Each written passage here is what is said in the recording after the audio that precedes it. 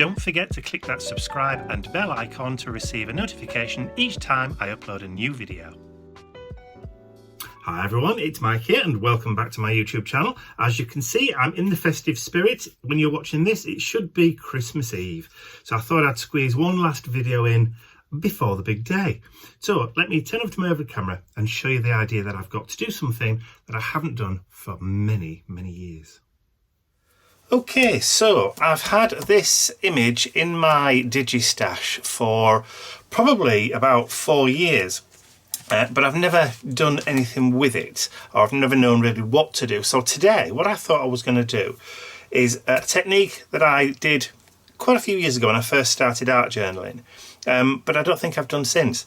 And it's the technique of sticking down an image and then overpainting and extending the background, leaving the focal point in the middle, and then you've got enough space to do journaling or adding quotes and phrases and that kind of thing into the picture. So that's what I'm going to do to start off with. So I'm going to glue it down onto my page. I'm going to put it down with matte medium, and I'm going to put quite a bit down because it's a fairly large image. I've not pre-gessoed the page or anything, so there is going to be a little bit of warping and a little bit of buckling, but that's, you know, that's to be expected. And we will be adding paint over the top of it anyway, so as the French say, c'est la vie. So here's the image, so we'll just quickly run over the top of that as well, just to minimise the amount of wrinkles what we're going to get. So just add a bit on the back. Just do it real quick. Okay, so that should be enough. Flip the image over and then just lay it down in the middle of the page, and then I'm just going to run my brush from the middle out, just kind of easing out any obvious air bubbles or wrinkles as we go, and then picking up any excess from around the edges and then just going in and quickly sealing it over the top. Now I can just quickly grab a wet wipe as well. If I can get my fingers in the packet. Come on, there we go. That should do. Okay, so just squeeze a little bit more on top. That should do us. And then just go over and just seal in the image.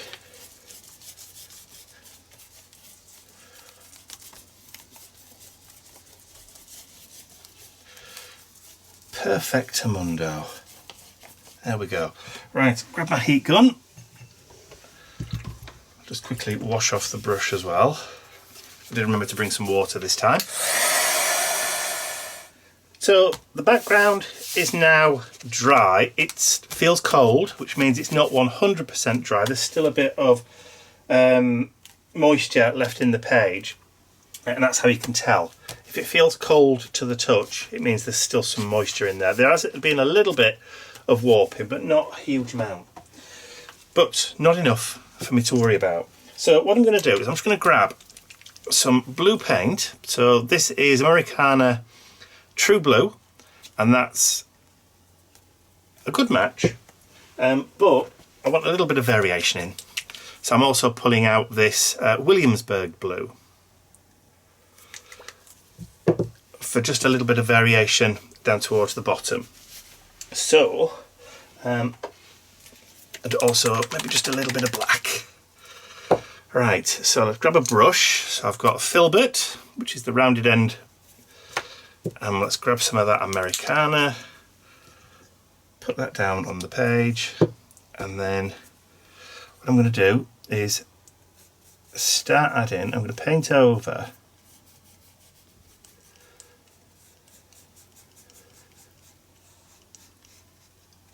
in between the trees,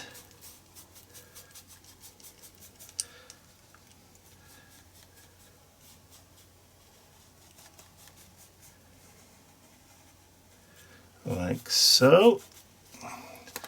just extend the image out.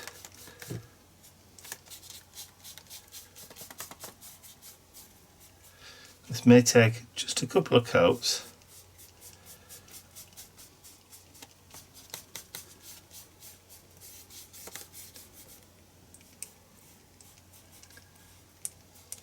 I've got my little wet wipe just in case, like I've done there. I've just gone over her scarf a little bit, but that's okay. That'll do. And then do the same, just kind of go in and start working around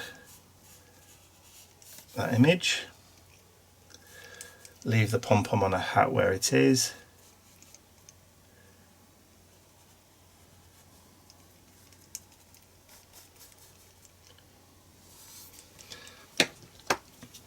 Give it a good shake.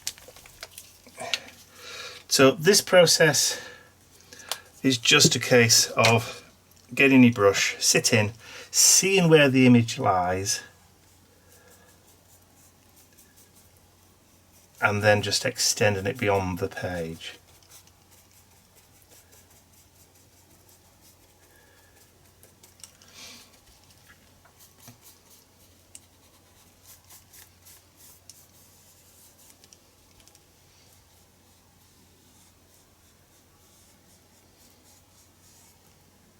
In the past I've done this with photographs. I once found a really fantastic photograph of some children playing leapfrog out in a street, and it was obviously either wartime or just after wartime, either kind of like 40s or early 50s kind of style of clothing from the kids, and I extended that as well.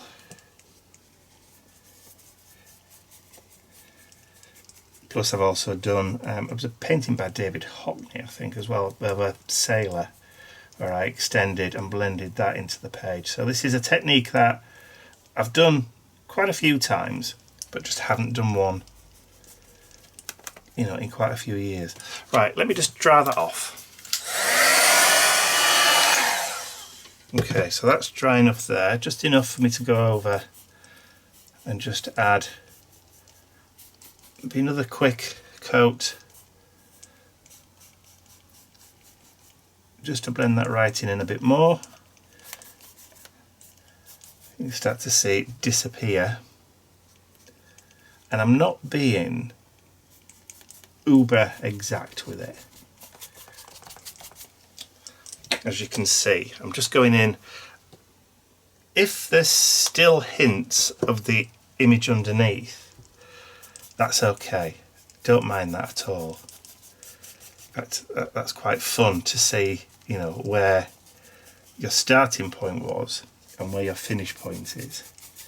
If you can just see in the background a little bit of where it was, then I think that just adds a little bit more fun to the process. Okay, so let me just wash that brush off, because I think I'm done with that blue there for now, he says. Okay, get rid of that from my mat, straight in the bin. Okay, so now let's just bring in some of that Williamsburg blue. So a little bit on the mat there, and I'm going to grab some white gesso. There we go, and a smaller brush. So first of all, let me just take some white gesso.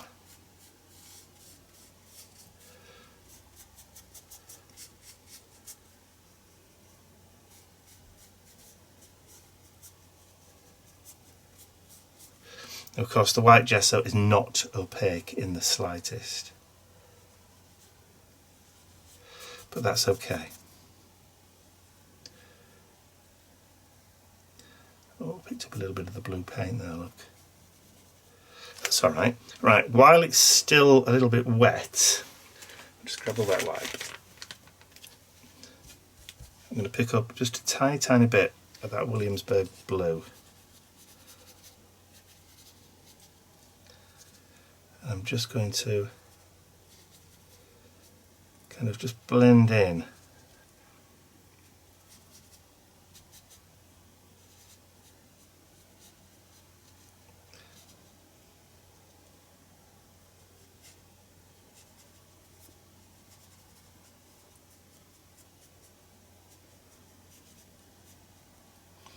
You see how I've just kind of mirrored where that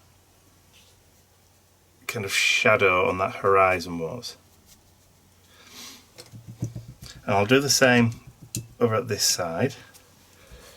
Just quickly dry off the brush, grab some gesso, follow that kind of, in fact what I'll do is I'm going to follow from about there.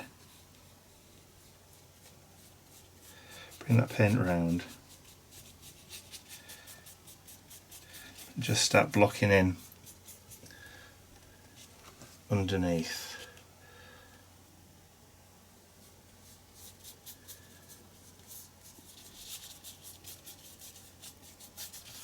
And I will be bringing in like a creamy colour in a little while, but I just want to add that first kind of base layer down.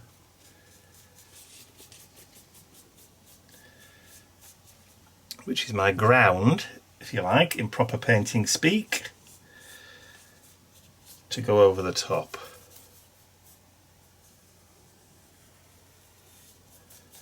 There we go. So again,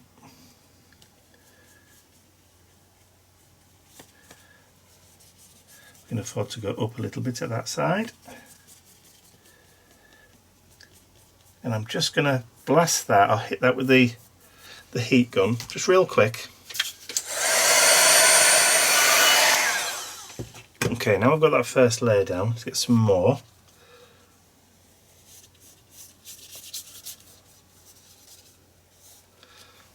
Right, just wipe that away. That'll do.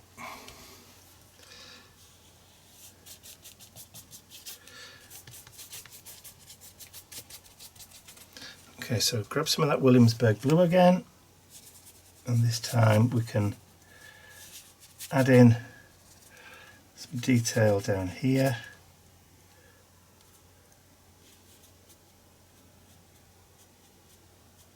Bit of movement like we've got there, just extend it. Just taking a small amount.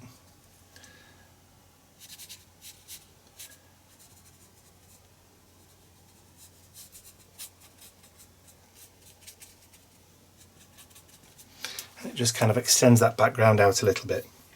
Okay. Still leaving that Williamsburg blue there. I've got a buttermilk colour here, which is kind of a creamy colour. So what I'm going to do is just add a little bit of that on the page, a bit there and a bit there, and then I'm just going to start working that in. Because that's the kind of colour we had in that background. Do you remember? Just to start off with.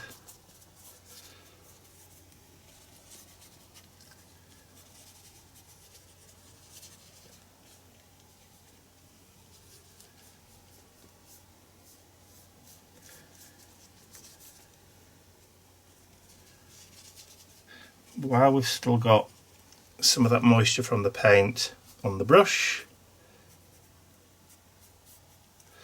I'm going to grab some of that Williamsburg blue.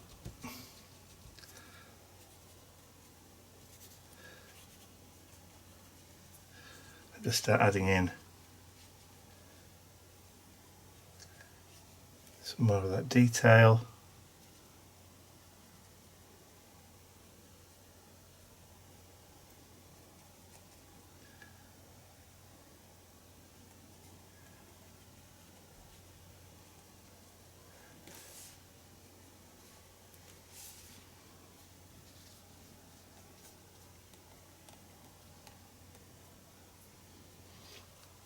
just kind of helps to kind of break up the background.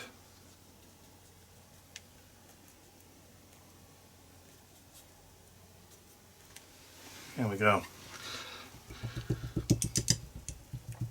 So I'll get that dried off again, get my brush cleaned.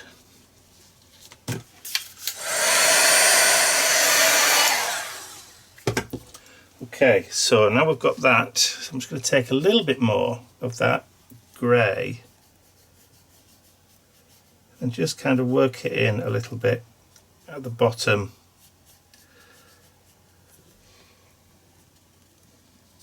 Just to kind of obscure that little bit of writing that's left.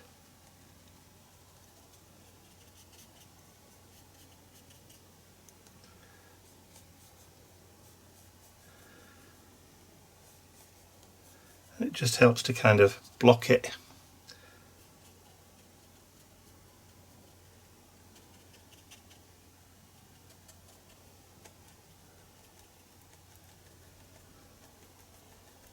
There we go.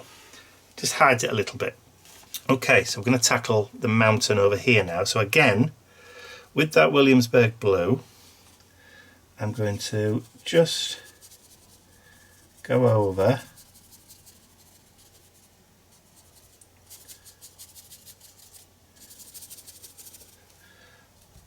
and just create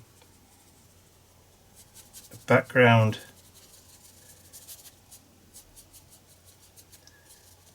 just there.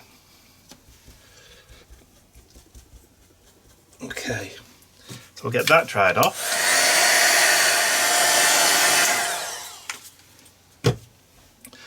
Okay, so we've got that. So out of my collection, I've just pulled out a couple of coral colours. So when you look at the mountain range on there, it's more of that coral shell colour. So we'll just put a little bit of that down on the mat, get a small brush. That'll do, I think. Pick some of that up and then we can come in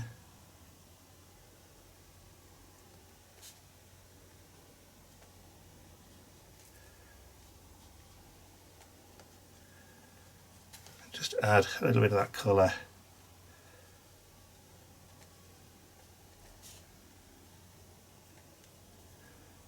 Just like it's always been there.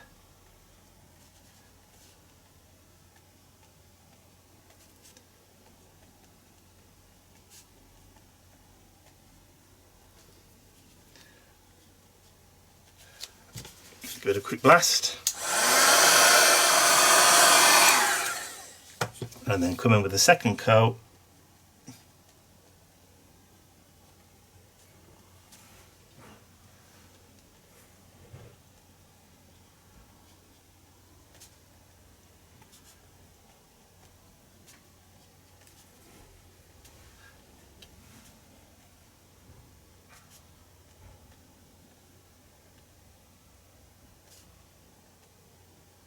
There we go.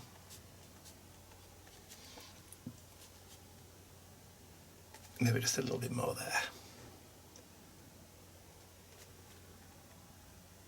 there. Yeah.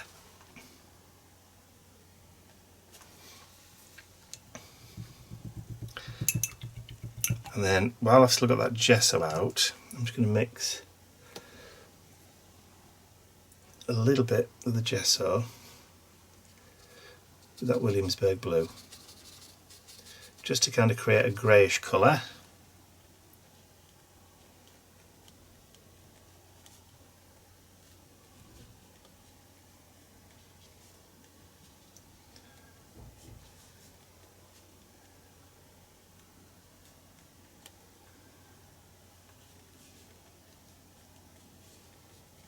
It just helps to kind of blend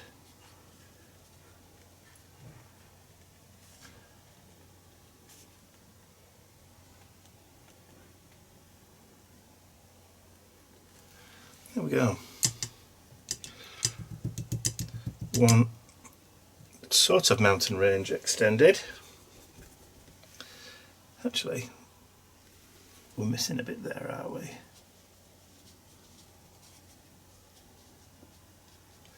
That'll do, that's better. Okay, so we'll have a quick dry, tidy up and clean up with these colours here, and I'll be right back.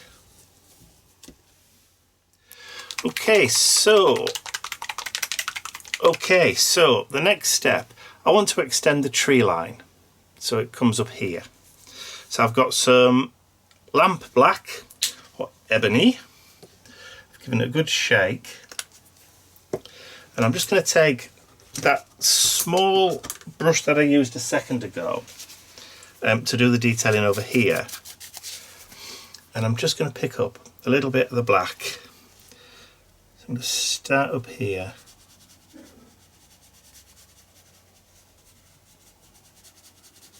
and I'm just going to paint in on the horizon.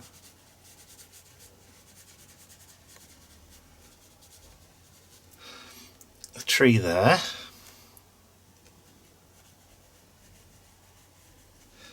And then we'll do a larger one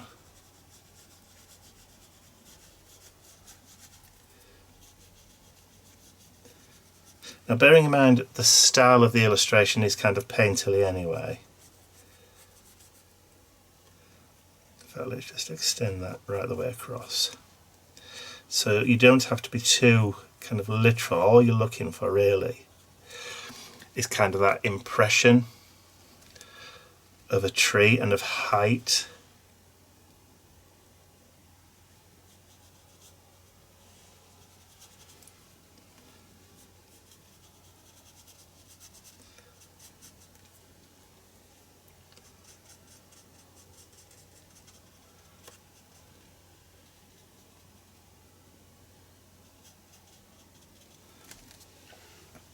And I'm happy with that.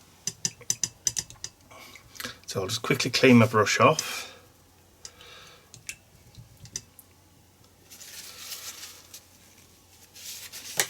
Get this dried.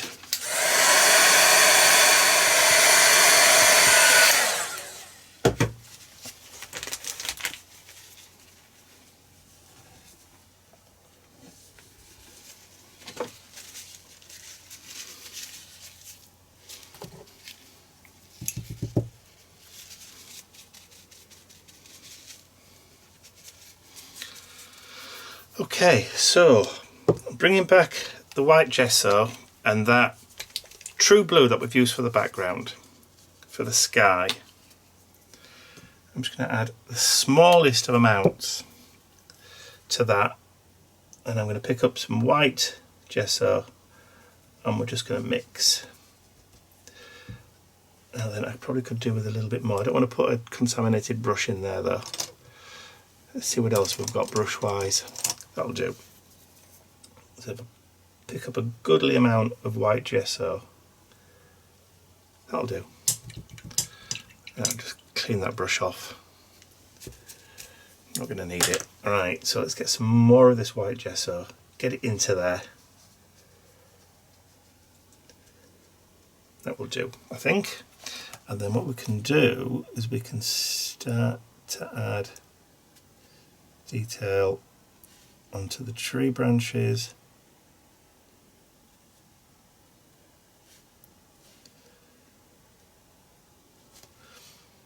Then I can just go back in to the original image and just go over where that was with the same colour, so that then it helps to kind of transition and blend it together a little bit.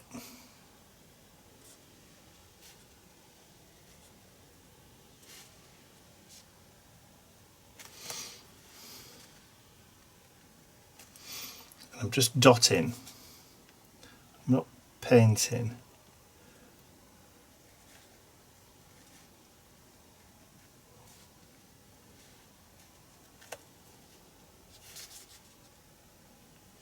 I'm kind of following the same kind of pattern that's on those existing trees. So there's a little bit on either side.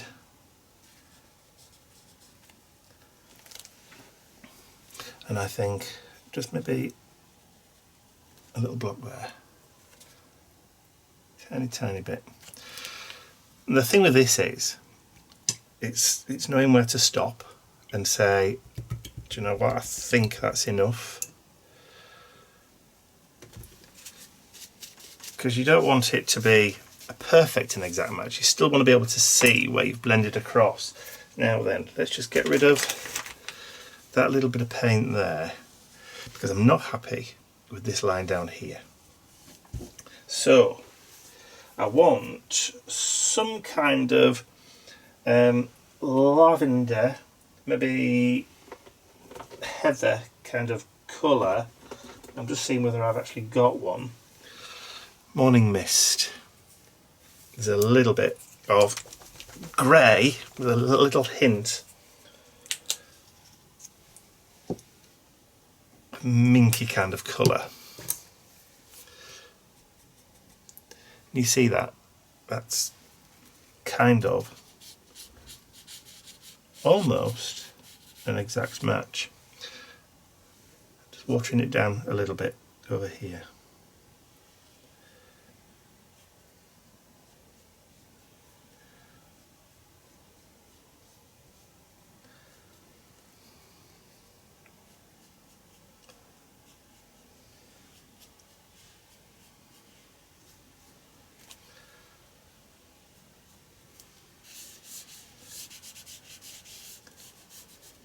Apologise for the use of the middle finger. No slight was intended. Right. I think I am happy with the way that background is now blended in. Those trees, the mountains, but we've got space up here. Yeah, we've got space up there. You know what I'm going to do next, don't you? Right, let me just clear that bit of paint away. There was actually a big lump of paint dried from the edge on there.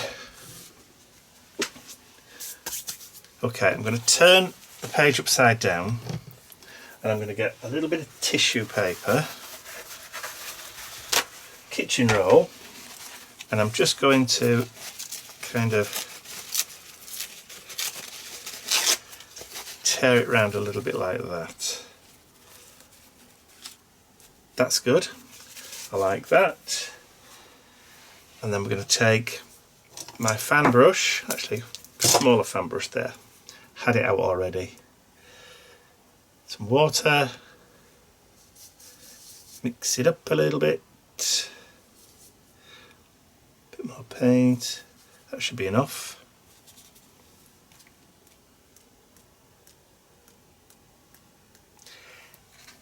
Instant falling snow.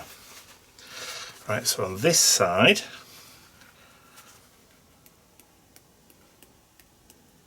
well, it could be falling snow, or you could be forgiven for thinking there might be actually stars in the sky. Don't mind that.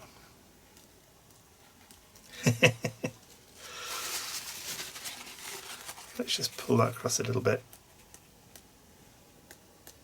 That's it. And then just behind her, yeah.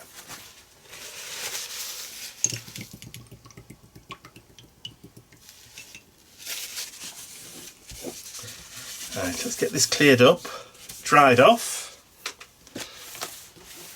have a bit of a tidy.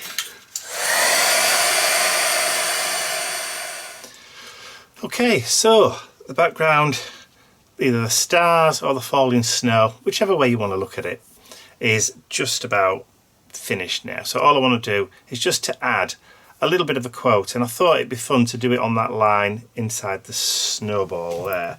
So I'm going to just kind of do some tall, almost kind of deco style writing.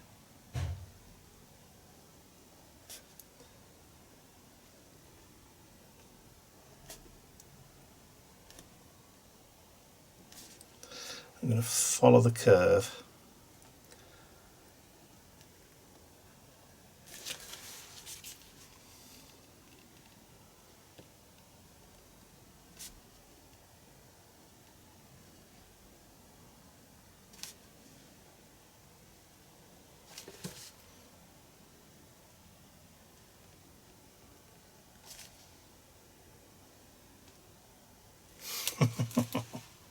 There we go. I like that. And that's it. I'm not going to do any more to that painting. So as you can see, it's been extended out to the left here and extended out to the right there, with the addition of trees, addition of mountains, more snow, and we've got rid of any of that border and writing that you could see. So like I said, I'm happy with that. So I'm just going to sign this and date it. So Christmas Eve 2022. I nearly said 1922, but 2022. So the original illustration's from 1926. So almost 100 years old. So that's it for my art journal page, my winter themed art journal page for Christmas Eve. So I hope you've enjoyed watching me recreate that. If you have, please remember to give the video a thumbs up, share it with your friends, and if you haven't subscribed to my YouTube channel already, you can do so by clicking the button at the end of the video. That's all from me for now, but I will see you again between that period between Christmas and New Year. So from me, hope you have a Merry Christmas, Happy Holidays, and a fantastic New Year. Bye for now.